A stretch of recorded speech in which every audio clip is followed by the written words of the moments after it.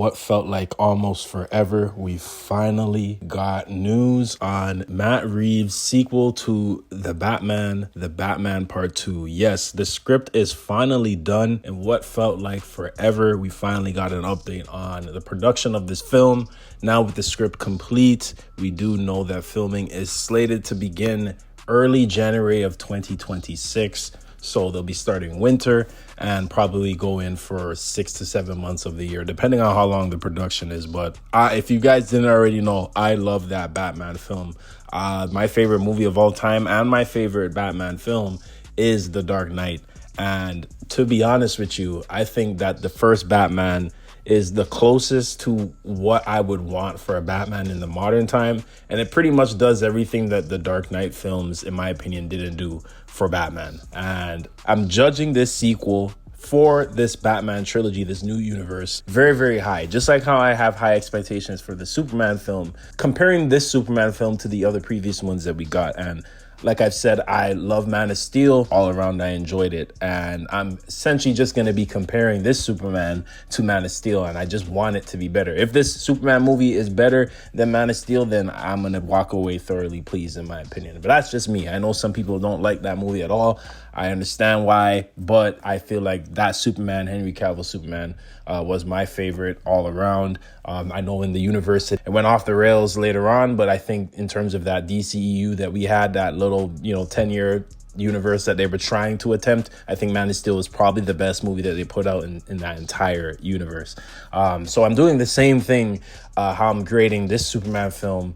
I'm doing the same thing with how I'm grading the Batman film. For this Batman 2 to be delayed up until 2026 and then eventually 2027, insane. I understand that's a long ass wait. We're getting GTA 6 before we even get Batman 2, and that's unless they want to postpone the game even more. But that is a long ass time.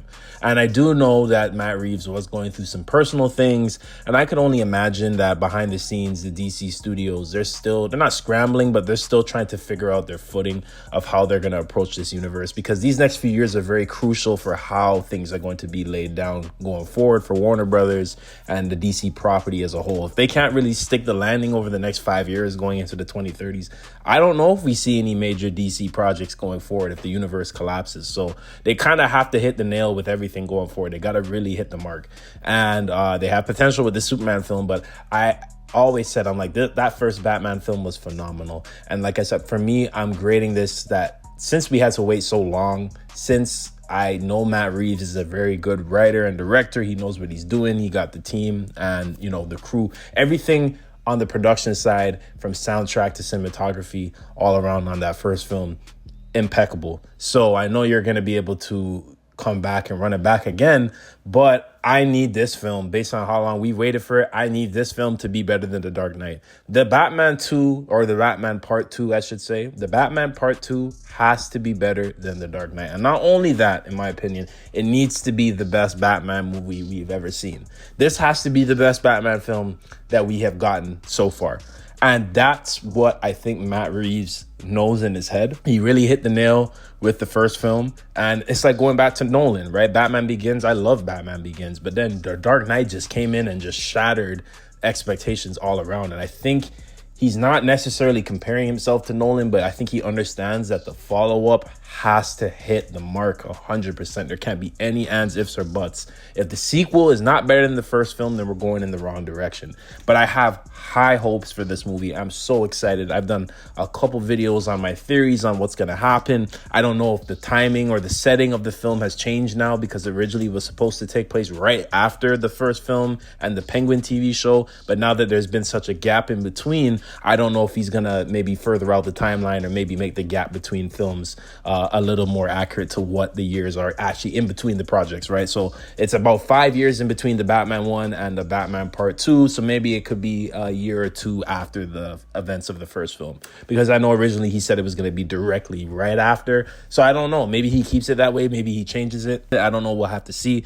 But I do think that this Batman has even more pressure than the Superman film. I know the weight of the universe, the DC universe, is on the Superman film, but that Batman film, in my opinion, has the most pressure because it's a sequel. It has to do what it already did, but better, and figure out a way to reinvent itself. And most likely, because I do still think that this Batman will be the main Batman going forward, you got to most likely figure out a way to incorporate the other universe elements now that are being introduced, right? Because now this could be the first time that we're actually getting a proper universe Batman in a wider DC universe. You can technically count the DCEU, but that didn't work, right? And they had potential there. They had the right cast, and for the most part, in my opinion, to make something work there, but they didn't. So I really do not want two Batmans. I know there's some over optimistic DC fans who want this Brave and the Bold take. They want to see Damian. They want to see Teen Titans. And, I'm all for that. I would love to see the Bat family. I just don't have confidence in there being two Batmans. And I feel like the people who want another Batman are not thinking long-term at all. And to be honest with you, I feel like some of you guys would be the first people to turn on the DC universe once that whole two Batman thing doesn't work. Guys, think long-term about the fact that there could be two potential Batmans, two Jokers, two of everything. It just doesn't make sense, right? So you either scrap what Matt Reeves is doing and do your one Batman, or you scrap the Brave and the Bold and try to figure out a way long-term to make Matt Reeves' Batman work in your universe. And let's be honest, they already know that they don't have a lot of favorability among the public right now. If they cancel the Batman Part 2, I don't think they would be able to recover from that, right? Because it's something that works so well. Right, you know what I'm saying? So at the end of the day, you guys cancel one of your properties that is doing so good, that had such rave reviews and made decent box office. I think it made about 750 million, 780 million at the box office. And this was prime COVID, like fresh COVID lockdowns just ended. People were slowly starting to come back outside because it was spring. The winter just ended. So that is a pretty good box office for your first film. Mind you, the first Batman Begins, I think, only made about 500 million, right? So if you adjust that for inflation, it's obviously more. But for your first film, if you compare it to other superhero first films like the first Captain America, first Thor, and stuff like that, you'll see that this is a pretty good benchmark, pretty good total for them to have after their first film. So I do think their second film can make $1 billion. I do think, like I said, the pressure is on. And I do think if they were to cancel this film, given all the potential and all the things they set up, there would just be no coming back from that, right? So you guys have to think long term about this two Batman thing and how it won't work. You're going to be setting yourself up for failure now because these two Batmans are going to be compared, right? Nonstop. The movies, the villains, the storylines, the takes. Like, we don't need that. And it's already confusing already as it is with all this multiverse stuff they're doing with Marvel. If you're not a hardcore fan, you're not really going to understand it. And do you really want to? Right? Like, you see with the Flash, they tried it. It didn't work. You ruined one of the Flash's greatest storylines with the Flashpoint. And now look. You're in a situation now where you have multiple universes of different characters and you got to figure out a way to lump it all together. In my opinion, I think you should just do the Batman Part 2 and the Batman Part 3 and let the Superman films and other films that are among the DCU continuity build the universe. You can reference Batman, but I don't think we need to have this Batman and this Superman maybe meet up until maybe there's 3 Batman films and 2 Superman films, or 2 Batman films and 2 Superman films. I think you need to just establish them in a way that you kind of were doing it before in the DCEU, where you were building characters towards the second half of that universe, where you were building characters that were among the same universe supposedly, but they were very disconnected. It felt like they were very much in their own world.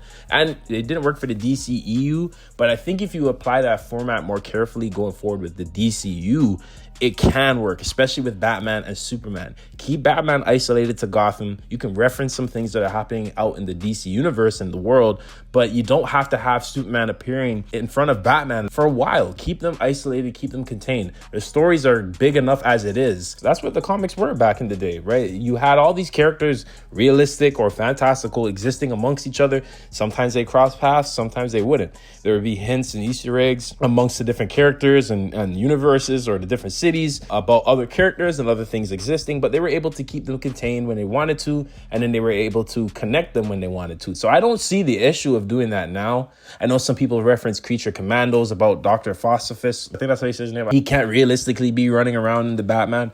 There's a lot of quick fixes to that, right? The Batman can take place in the present. As far as I'm concerned, we didn't get no immediate year date for Creature Commandos or Superman. So those things could take place in the near future. I'm not saying it needs to be like 10 years away, but it could be 2 years apart. I don't understand why the Batman can't take place a year or two before Superman is even introduced or going through what he's going through in this film. We don't need anything too major. I think everything can be close, and if you plan it out, it can most definitely work long term, which in my opinion, I think that's what Matt Reeves was also doing. I think he essentially rewrote the film, still kept probably what he had, but then now with the possibility of you guys merging down the line, he probably wanted to make sure things are told in the way that he still wanted while adhering to the overall DCU storyline, which I know some people were saying, oh, Matt Reeves probably doesn't want to, adhere to what James Gunn is doing and vice versa. We don't know what's going on at the end of the day, but the two do look like they're working in unison. We see James Gunn react to Matt Reeves finishing the script. So I'm hoping that down the line, they're able to figure something out if they haven't already and combine these two. Because I know you guys really want this separate Batman, but I'm telling you, two Batmans will not work. I've seen all the explanations of what you guys want for this two Batman thing and how it could work. None of it sounds appealing to me. None of it makes sense to me long term. I don't care. I don't care if you want Teen Titans. I don't care if it's Damian. I don't care if it's an older Batman. It doesn't work. It won't work. And unless you're making Robert Pattinson the younger version of this Batman that we're seeing, it won't work. I'm telling you that right now. You guys can let me know in the comments, because I'm sure you'll have a bunch of theories and perspectives on why it could work, or if some of you may agree with me. It's okay if you don't, but I do appreciate you guys tapping into my perspective. I'm hoping to hear more news about the Batman soon. I'm very excited. Regardless, I'm a huge DC fan. I'm going to support whatever they got. I just hope that it's good, right? So you guys let me know what you think down below. I hope you guys have a wonderful day. Thank you so much for all the support you've been giving me. Don't forget to like, comment, share, and subscribe. And I hope you guys stay blessed and stay tuned. Tell me, I don't want to talk on no selling. You know I got language barriers. There's no accent you can sell me. You're cold and ivory, I'm a selfish. The crown is heavy. I pray they ain't my real friends. If not,